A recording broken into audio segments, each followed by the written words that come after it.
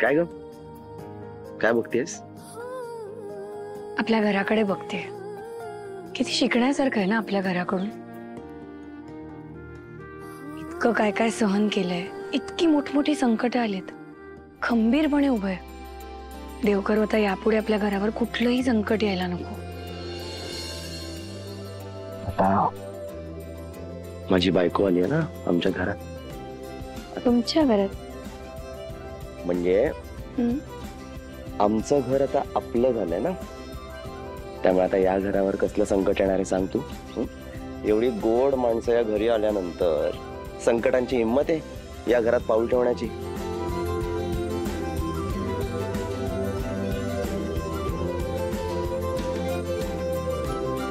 थांबा.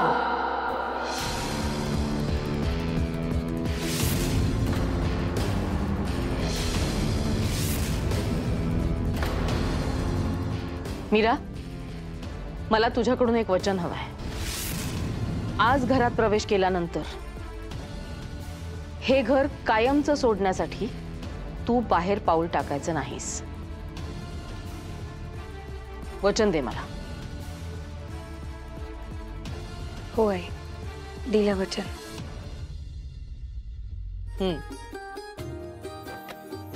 आल्या गेल्याची, भूताखेताची, बाहेरच्यांची, घरच्यांची, कोण ना कोणाची दृष्ट नको लागायला तुम्हाला. इडा पिडा टळ. या आई, इडापिडा घराबाहेर नाही, आपल्या घरातच आहे. सगळं कळतंय मला. कोण कसं बोलते, काय बोलते, कुणाच्या मनात काय काय चाललंय, सगळं कळतंय मला. काय ग मीरा, जसं तू हस्त खेळतं घर सहज उद्ध्वस्त करू शकतेस, तेव्हाच माझ्या लक्षात यायला हवं होतं की तू कुणालाही दिलेली शपथ सहज मोडू शकतेस. आई, हा विषय आता नको ना. आज खूप चांगला दिवस आहे. आपल्या घरावरचं संकट टळलंय. नव्याने सुरुवात करूया ना आता. हा, नवीन सुरुवातच करूया, पण आधीच मिटवायला हवं ना. उमे, तू एक शब्द बोलायचा नाहीस आणि हिची बाजू पण घ्यायची नाहीस. ही कशी आहे, काय काय करते, सगळं आम्हाला माहिती आहे. काय मीरा, तू आम्हाला शब्द दिला होतास की तू या घरात परत येणार नाहीस, आणि आम्ही तुला सांगितलं होतं की तू या घरात परत यायचं नाहीस. मग कशी काय आलीस तू या घरात? आजी, आता ही खुसपट काढायची गरज आहे? मला कोणी अक्कल शिकवायची गरज नाहीये.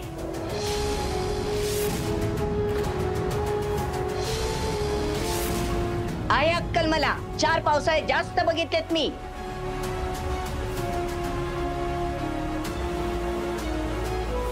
ही घरात परत का आली याचं उत्तर हवंय मला. आजी, बाबांनीच मीराला घरात येण्याची परमिशन दिली आहे.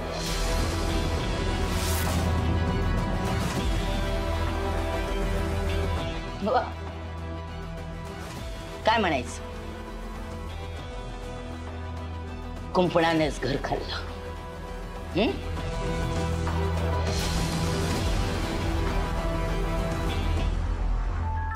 या. असू दे, होईल सगळं नीट. या तुम्ही आत, चला. समू, समू,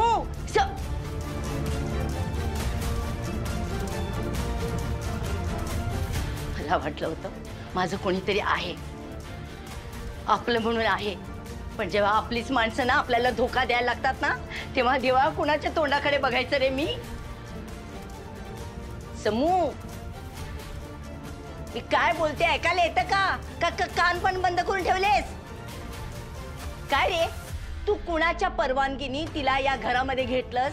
हा, मला ती या घरात आलेली चालणार नाही, ऐकलंस का? मला ती या घरात आलेली चालणार नाही. ती पोरगी म्हणजे ना माझ्या घराला लागलेली कीड आहे, कीड. त्या पोरीने माझं घर फार उद्ध्वस्त करून ठेवलंय. माझ्या घराची मनशांती हरवली. बापाला मुलगा उलट बोलायला लागला, बायकोसाठी घर सोडून गेला. अजून काय काय व्हायचंय माझ्या घरामध्ये. हे बघ, तू हतबल झाला असशील, पण मी नाही. मी ना हातावर हात धरून ना कधीच गप्प बसणार नाही. मी स्वतः माझ्या हाताने ना तिला घराच्या बाहेर काढणार. बघते मला कोण अडवतं ते. अरे थांब थांब बाई, आई थांब. तुला काय वाटलं मीरा या घरात राहिलेली मला आवडले का? तर नाही, पण तिच्यापेक्षा ना आता मला हे घर जास्त महत्वाचं आहे. या घराचा विचार करूनच तिला या घरात राहायची परवानगी दिली आहे मी, आई.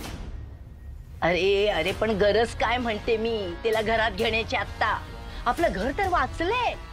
नाही आई, घर वाचलेलं नाहीये. त्यामुळे आत्ता ना आपण शांत बसूया. हा, दंगा करायची वेळ नाहीये ही. तिला या घरातून बाहेर काढायचंच आहे मला. आणि मी सांगतो ती स्वतःच आपल्याला तशी संधी लवकरच देईल बघ. मी सांगतो तुला, तिला घरातून बाहेर काढल्याशिवाय मी नाही स्वस्थ बसणार. मी शब्द देतो तुला आई. पण आत्ता ना, आत्ता जरा आपण शांत राहूया. मीरा, तू या घरासाठी, घरातल्या लोकांसाठी जे काही केलंयस ना, त्याची भरपाई मी नाही करू शकत. आई अहो, भरपाई? एकीकडे आपलं म्हणता, दुसरीकडे परक असल्यासारखं बोलता. हे घर, ही माणसं माझी नाही आहेत का? आहे ना, तुझंच आहे हे घर. मग आपल्या माणसांसाठी काहीही करणं, त्यात कौतुक कसलं आलंय? ते कर्तव्य आहे. पटतंय मला तुझं.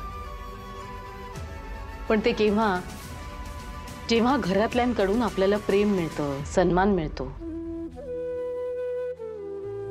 आपल्या गोष्टींना सपोर्ट मिळतो, तेव्हा त्याची किंमत असते. पण तुला आमच्या घरातल्यांनी जी काही वागणूक दिली आहे ना, ती देऊन सुद्धा तू घरासाठी जे काही केलंयस ना, त्याच्यासाठी खूप मोठं मन लागतं.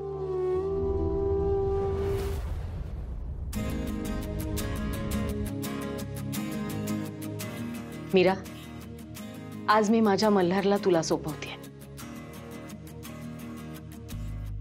आता मला मल्हारची, या घराची, घरातल्या माणसांची अजिबात काळजी नाहीये. मी जसं इतकी वर्ष हे घर सांभाळलंय, तसंच कदाचित त्याही पेक्षा चांगल्या पद्धतीने तू सांभाळशील याची खात्री आहे मला.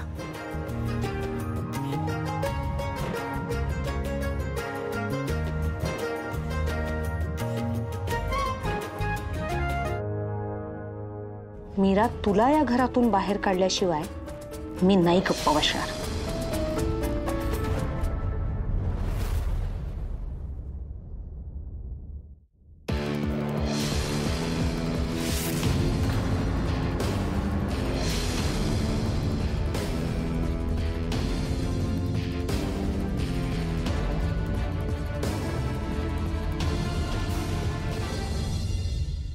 चला, आज खीर केलीये मल्हारला आवडते म्हणून. किती दिवसांनी सगळे एकत्र बसून जेवणार आज आपण. वा वा वा वा, आईच्या हातची खीर म्हणजे स्वर्ग सुखच. हो रे, खरंय खरंय. म्हणजे जमाना झाला आईनी खीर बनवून.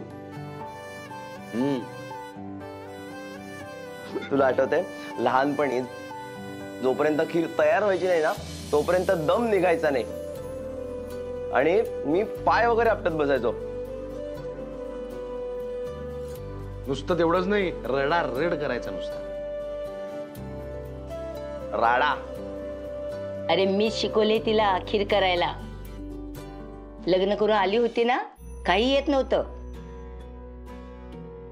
अगदी लक्ष घालून सगळं शिकवलं. छान करते खीर ती. आता वैशूला पण शिकवणार आहे मी एक दिवस.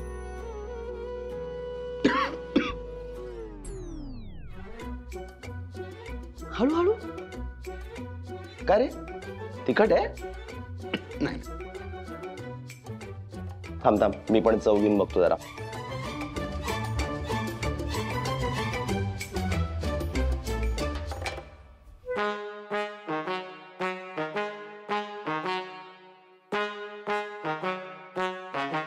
आई हं? तू उत्तम खीर बनवतेस नेहमी, पण आज काय गडबडीत खीर बनवलीस का? नाही म्हणजे वेगळी लागते जरा.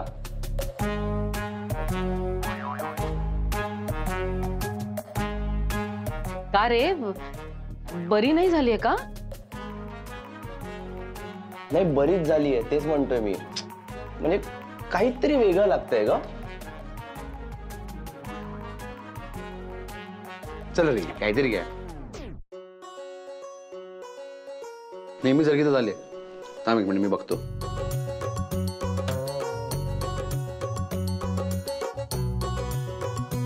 तशीच तर आहे. तुला काय आता गडबड दिसते याच्यात?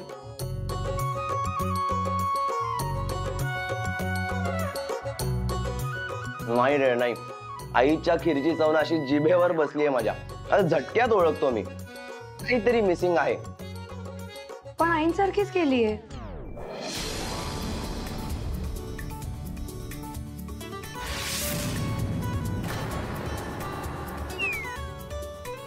आईंसारखी केली म्हणजे? अगं आईनेच केली ना.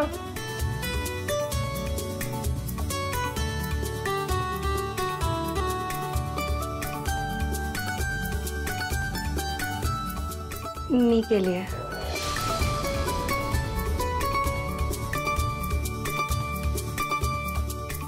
छान झाले पण.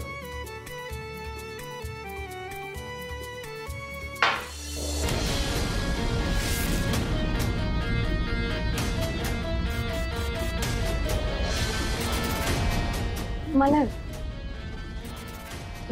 देऊ अजून भात. जेवायला सुरुवात कर.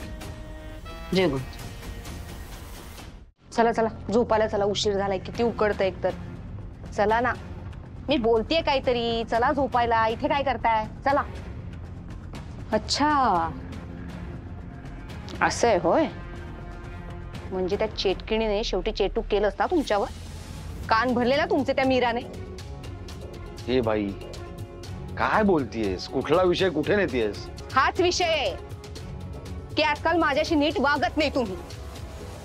पण हे सगळं का वागताय ना मला चांगलं माहिती आहे. त्या मीराचं कौतुक करायचं असतं ना दिवस रात्र तुम्हाला, म्हणून म्हणून माझ्याशी असं वागताय. पुरे कर ना आता. आणि वैशू, दुसऱ्याकडे एक बोट करतो ना तेव्हा 4 बोट स्वतःकडे असतात, हे लक्षात ठेव. आणि हो, दुसऱ्यांच्या चुका बघण्यापेक्षा स्वतः काय चुका करतोय ते बघ ना जरा. मी चुकतेय? मी चुकीचं वागते? हो, एक गोष्ट लक्षात ठेवा. या घरात जर कोणी नीट वागत असेल ना तर ती फक्त मी आहे. कळलं तुम्हाला? किमान मी या घराचं काही नुकसान तरी नाही केलंय.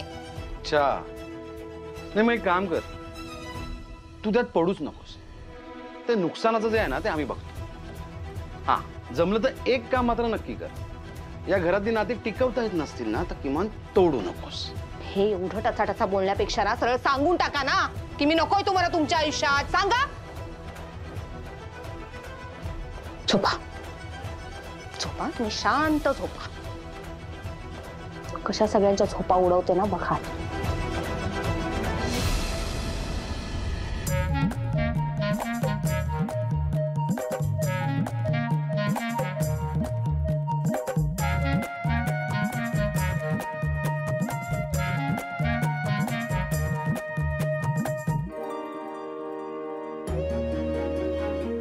तू का अडवलंस मला? तू त्यांना बोलून काय उपयोग होता? का प्रॉब्लेम सॉल्व्ह होणार होता? मला छोट्या छोट्या गोष्टी आहे रे, राहू दे ना.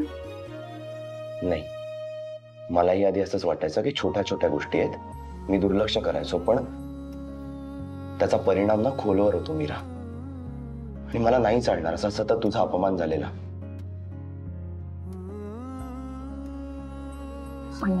घर म्हटलं ना की या छोट्या गोष्टी होत असतात. अरे आपण नेहमी नाही सगळ्यांना समाधानी आणि खुश ठेवू शकत.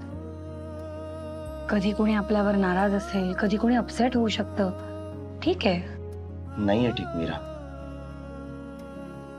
त्या वेळेला ना त्यांना बोलायला हवं. म्हणजे त्यांना कळेल की आपल्याला एखादी गोष्ट पटत नाहीये, एखाद्या गोष्टीचा आपल्याला विरोध आहे. त्यांना कळायला हवं. आणि मग त्यांनी काय होईल? त्यांनी पण म्हणजे नेक्स्ट टाइम ते असं बोलणार नाहीत, किंवा निदान जपून तरी बोलतील. पण ज्या ज्या वेळी बोलशील त्या त्यावेळी भांडण होणार, हे कन्फर्म ना? पण म्हणून बोलायचंच नाही हा पर्याय नाहीये मीरा. एकदा काय ना ते बोलून टाकायचं, म्हणजे सततचा अपमान तरी बंद होईल. बरं मला सांग, कोणी आपल्याला एखादी गोष्ट जर का दिली आणि ती आपण स्वीकारलीच नाही, घेतलीच नाही, तर ती कोणाकडे असेल? ज्याची आहे त्याच्याकडे. करेक्ट. त्यामुळे हे असे टोमणे, अपमानाचे शब्द हे ना मी स्वीकारतच नाही. म्हणजे माझ्या कानावर पडले तरी मी ते ऍक्सेप्ट करत नाही. मग मला त्रास होत नाही. आणि तसंही म्हणणार, बोलून बोलून कोण बोलतंय? बाबा, बाबांचा हक्क आहे वडील म्हणून. ते काय कोणी परके आहेत का? आणि जर का आपण प्रत्येकाशी भांडत बसलो तर असं कुणाकुणाशी आणि किती भांडणार आपण? सगळी आपलीच माणसं आहेत. मीरा, तू सगळ्यांना आपलं मानतेस, पण ते कोणीच तुला आपलं मानत नाही का? काय एवढं चांगलं वागतेस सगळ्यांशी? कारण मी त्यांना मनापासून आपलं मानलंय. हा, आता त्यांच्या मनात जर का माझ्याबद्दल काही गैरसमज असतील तर तेही निघून जातील. थोडा वेळ दे, असा विश्वास आहे मला. बघ, बाबांनी घरात राहायला विरोध केला, पण आता होतंय ना हळूहळू सगळं ठीक. आणि तुला खरं सांगू मला, तू माझ्या समोर असलास ना की मला इतर कोणी काही दिसतच नाही. अरे मला फक्त आणि फक्त तू हवायस, बाकी काही नकोय. खूप साधी आहेस तू, एकदम प्युअर, सॉर्टेड. कसलीही कॉम्प्लिकेशन्स नाही आहेत तुला. हो, मग कशाला करू उगाच कॉम्प्लिकेट लाईफ? आणि मला ऍक्च्युली माहितीये, कॉम्प्लिकेट केलं ना तरी तू सगळं सॉल्व्ह करशील. प्रत्येकाशी असं चांगलं वागणं जमायला हवं, पण फक्त माझ्या बायकोमध्ये ही कला आहे. एवढंही अवघड नाहीये जमणं. फक्त ना प्रत्येकाच्या आयुष्यात मल्हार सारखा एक व्यक्ती हवा. सासूबाई, अहो लवकर या सासूबाई, लवकर या. मेघू बाहेर या, मेघू मजा येणार आहे. ये बेबी, आता मजा येणार आहे, आता मजा येणार आहे. सासूबाई, मला सांगतोय गुड न्यूज आहे. हे बघा, हे बघा, हे बघा, हे बघा, तुमच्या जावयाचा फोटो आलाय पेपरामध्ये आणि त्याच्या विजयाची बातमी पण आली आहे.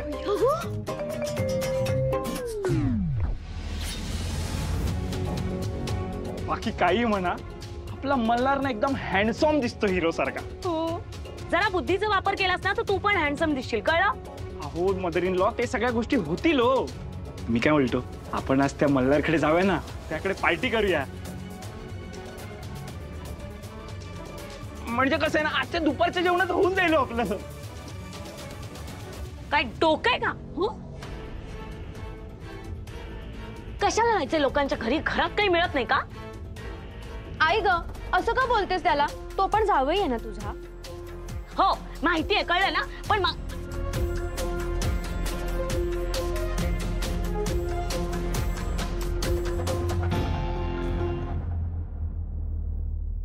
ते जाऊ दे. मी काय बोलतो मेघू, बघ त्या नाही आल्या ना चालेल, एक माणूस कमी होईल. अगं त्यांच्या वाटेचं आपण खाऊ, पण आज ना आपण पार्टी करूया. बरेच दिवस झाले आपण कुठेच गेलो नाही आहोत. हो चालेल ना, मी रेडी होऊन येते. हा, जा जा, लवकर जा. सुवाईंच्या नादाला कोण लागेल?